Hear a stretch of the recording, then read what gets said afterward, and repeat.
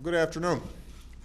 Before I begin, I just want to note a breakthrough that we've had on our efforts to pass the most comprehensive reform of Wall Street since the Great Depression. 3 Republican senators have put politics and partisanship aside to support this reform, and I'm grateful for their decision, as well as all the Democrats who've worked so hard to make this reform a reality, particularly Chairman Dodd and Chairman Barney Frank. What members of both parties realize is that we can't allow a financial crisis like this one that we just went through to happen again. This reform will prevent that from happening. It will prevent a financial crisis like this from happening again by protecting consumers against the unfair practices of credit card companies and mortgage lenders. It will ensure that taxpayers are never again on the hook for Wall Street's mistakes, and it will end an era of irresponsibility that led to the loss of 8 million jobs and trillions of dollars of wealth. This reform is good for families, it's good for businesses, it's good for the entire economy, and I urge the Senate to act quickly so that I can sign it into law next week. Now, as we finish our work on Wall Street reform, we're also mindful that we've got significant work to do when it comes to reforming our government and reducing our deficit. As part of that work, today I am proud to announce the nomination of Jacob Lew to be our nation's next Director of Office of Management and Budget, or OMB.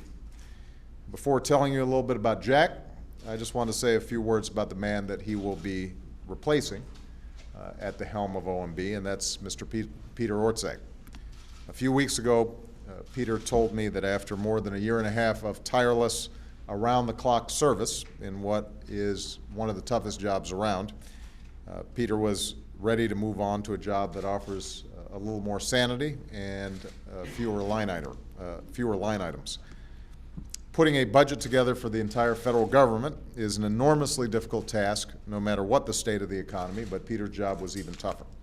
When we walked through the doors of the White House, we not only faced the worst economic crisis since the Great Depression, we also faced a $1.3 trillion deficit, a deficit that was caused both by the recession and nearly a decade of not paying for key policies and programs. In light of these challenges, Peter's accomplishments as Director of OMB are even more impressive. He was instrumental in designing and helping us pass an economic plan that prevented a second depression, a plan that is slowly but surely moving us in the right direction again. Thanks to his innovative ideas and gritty determination, we passed a health insurance reform plan that is not only paid for, but will significantly lower the costs of health care as well as our deficit over the next several decades. In fact, a recent report by independent experts say this reform will cut the deficit even more than the Congressional Budget Office first estimated. Peter has also helped us single out more than 100 programs for elimination that have outlived their purposes and made hard decisions that will save tens of billions of dollars. And he helped draft a budget for next year that freezes all discretionary government spending outside of national security for 3 years, something that was never enacted in the prior administration. It's a budget that would reduce the deficit by more than $1 trillion over the next decade, which is more than any other budget in a decade. And I expect that freeze to become a reality next year. Now, Peter also shares my view that the long-running debate between big government and small government misses the point. It isn't relevant to today's challenges. The real debate is about how we make government smarter, more effective, and more efficient in the 21st century. It's easy for any institution to get in the habit of doing things the way they've always been done. We in government can't afford that habit, not only because it wastes taxpayer dollars, but because it erodes people's belief that their government can actually work for them. Over the last year and a half, we've been able to employ new technology to make government more responsive and customer-friendly, the same way that so many businesses have used technology to make better products and provide better services. As a result of these efforts, today we're creating a single electronic medical record for our men and women in uniform that will follow them from the day they enlist until the day they are laid to rest. We're cutting down the time that it takes to get a patent approved by cutting out unnecessary paperwork and modernizing the process. We're working to give people the chance to go online and book an appointment at the Social Security office or check the status of their citizenship application. We're cutting waste by getting rid of federal office space that hasn't been used in years. We're closing the IT gap in the federal government and have created mobile apps that provide nutrition information for your favorite foods or wait times at the airport. And the examples go on and on. Now, inertia is a powerful thing. Constituencies grow around every agency and department with a vested interest in doing things the same way.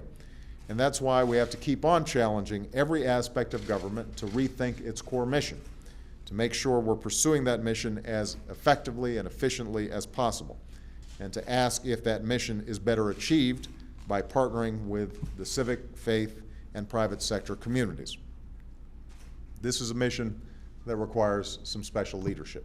And Jack Lew is somebody who has proven himself already equal to this extraordinary task. You know, if there was a Hall of Fame for budget directors, then Jack Lew surely would have earned a place for his service in that role under President Clinton, when he helped balance the federal budget after years of deficits. When Jack left that post at the end of the Clinton administration, he handed the next administration a record $236 billion budget surplus. The day I took office, 8 years later, America faced a record $1.3 trillion deficit. Jack's challenge over the next few years is to use his extraordinary skill and experience to cut down that deficit and put our nation back on a fiscally responsible path. And I have the utmost faith in his ability to achieve this goal as a central member of our economic team. Jack is the only budget director in history to preside over a budget surplus for 3 consecutive years. When Jack was deputy director at OMB, he was part of the team that reached a bipartisan agreement to balance the budget for the first time in decades. He was a principal domestic policy advisor to Tip O'Neill and worked with him on the bipartisan agreement to reform Social Security in the 1980s. He was executive vice president at New York University, where he oversaw budget and finances. And for the past year and a half, he's been successful in overseeing the State Department's extremely complex and challenging budget as Deputy Secretary of State for Management and Resources. I was actually worried that Hillary would not let him go. I had to trade a number of #1 draft picks to get Jack back at OMB.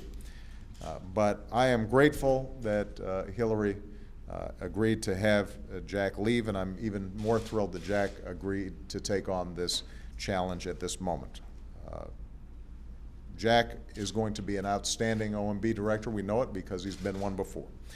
At a time when so many families are tightening their belts, he's going to make sure that the government continues to tighten its own. He's going to do this while making government more efficient, more responsive to the people it serves. And Jack, I am looking forward to working with you on your critical mission. Thank you so much. Thank you. And thanks to Jack's family, who has been putting up with him in multiple very difficult jobs over and over again. We appreciate his service to our country, and we appreciate yours as well. Thank you, everybody.